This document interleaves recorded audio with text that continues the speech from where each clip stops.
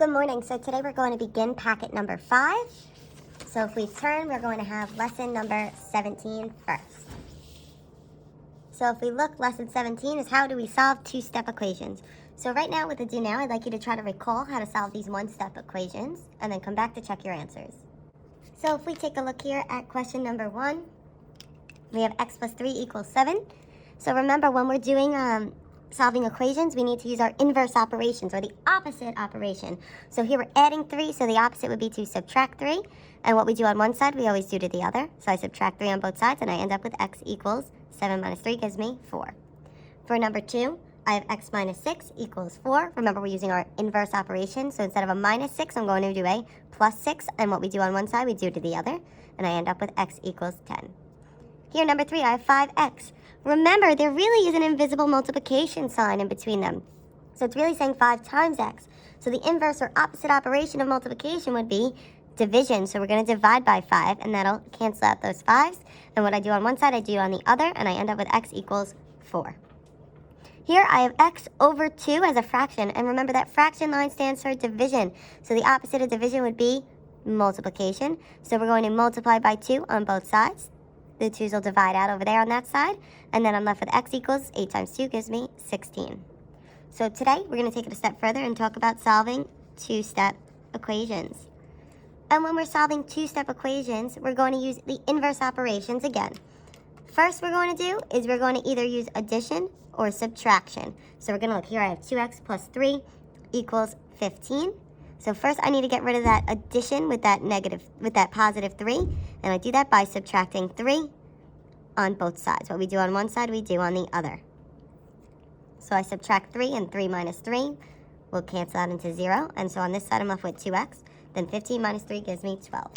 After I do my addition or subtraction, I'm going to do the inverse of either multiplication or division. This here is really 2 times x. So I'm going to do the opposite and divide by that 2. And what I do on one side, I do to the other. The 2's here will cancel, leaving me with just x. And 12 divided by 2 gives me a 6. So x equals 6.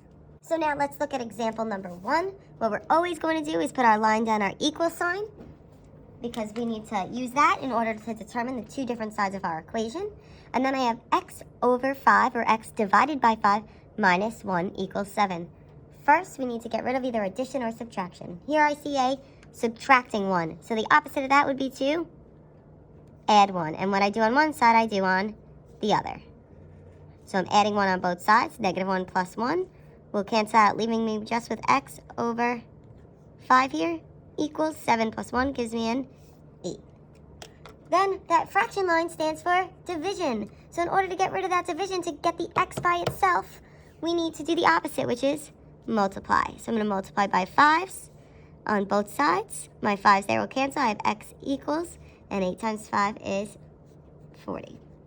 So we successfully isolated that variable, or got the x alone.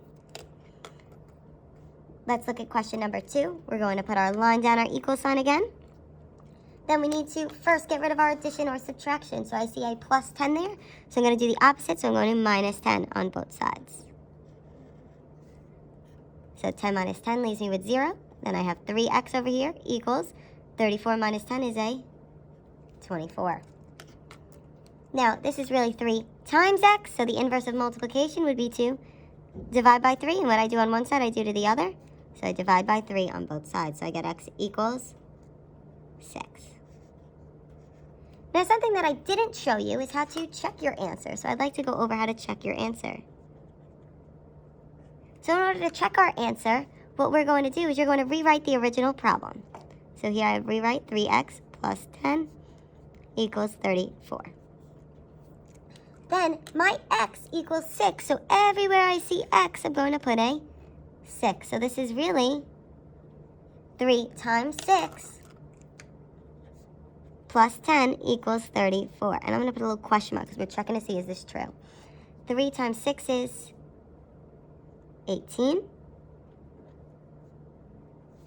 plus 10. Does that give me 34? No. Oh, I'm sorry. 24 divided by 3 is not 6. It is 8. So this should be 8 times 3.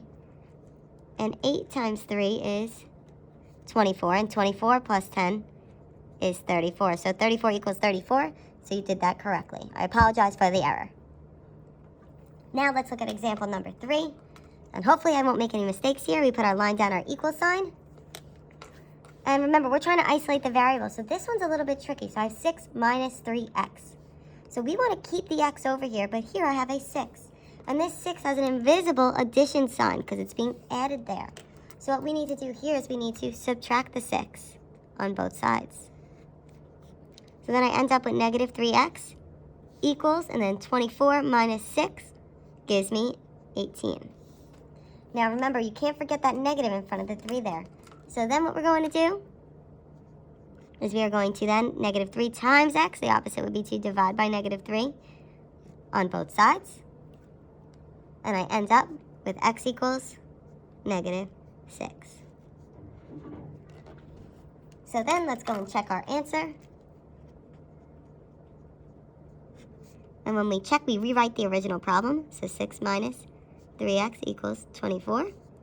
6 minus 3. Now instead of x, I replace it with a negative 6 equals 24. Question mark, we're seeing if this is true. So then we need to follow our order of operations. So I have 6, negative 3, and then times a negative 6 gives me a positive 18. So does that equal 24? 6 plus 18 gives me 24. So 24 equals 24, so we know we did that correctly. So now I'd like you to take a second and try examples 4 and 5. Remember, we want to get rid of everything except for the x first.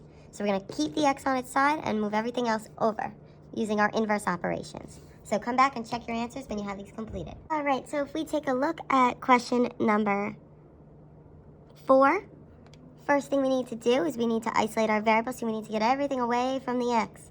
So I add by 4 on both sides, and here I'm left with negative 4x equals negative 24. Then I divide by 4 on both sides, and I get x equals 6. I checked my answer, and I found that my answer was correct.